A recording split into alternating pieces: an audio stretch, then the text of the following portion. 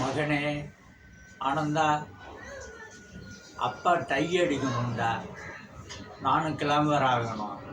அப்போ தானே என்னை ஒரு 4 பேர் பார்ப்பாங்க, பேசுவாங்க. டை அடிக்காமல் தலை வெள்ளையாக இருந்தால் யாரும் பார்க்க மாட்டேங்கிறாங்கடா.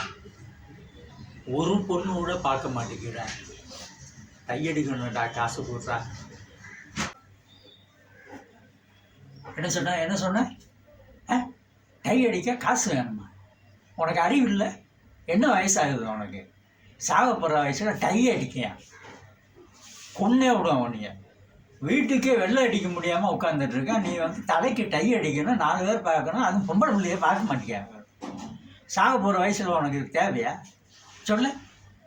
நான் டை அடிச்சுக்கிட்டே இருக்கேன். நான் டை அடிக்கேனா? எனக்கும் தான் முடி வெள்ளை ஆகி போச்சு. உன்கிட்ட பேசி பேசி பேசி பேசி என் வாழ்க்கையே வீணாக போச்சு. டை அடிக்கிறதே மறந்து போச்சு. டை அடிக்கியா? நானே காசு இல்லாமல் டை அடிக்கிறதுக்கு முடியாமல் அங்கேயும் அலைஞ்சிக்கிட்டு இருக்கேன். என்ன பேச்சு பேசுகிற நீங்க? என்ன பேச்சு பேசுகிற? இந்த வயசில் உனக்கு டை தேவையா? டையா இன்னும் ஒன்றிய ஒன்றிய வீட்டுக்குள்ளே உட்காந்துக்கிட்டு நீ நுரநாட்டிய வேலையை பண்ணிக்கிட்டு இருக்க. டை அடிக்க போகிறா அப்படியா? போ என்கிட்டாது. இந்தா பக்கத்து வீட்டில் சணலில் பெயிண்ட் அடிச்சிட்ருக்காங்க. தலையை உள்ளே கொடுத்து 2 ஆட்டு ஆட்டிட்டு வா. அது வாட்டில் கலர் கலராக இருக்கும். பொம்பளை பிள்ளைய பார்க்க மாட்டேங்க. நானே என்னை பார்க்க மாட்டேங்காங்கன்னு சொல்லி நான் வேதனையில் வெந்துக்கிட்டு இருக்கேன். இது வரைக்கும் நீ ஒரு கல்யாணம் முடிச்சிருக்கியா? எனக்கு சொல்லு. என்னைய கட்ட பிரம்மச்சரியா நீ ஆக்கிட்டு இருக்க.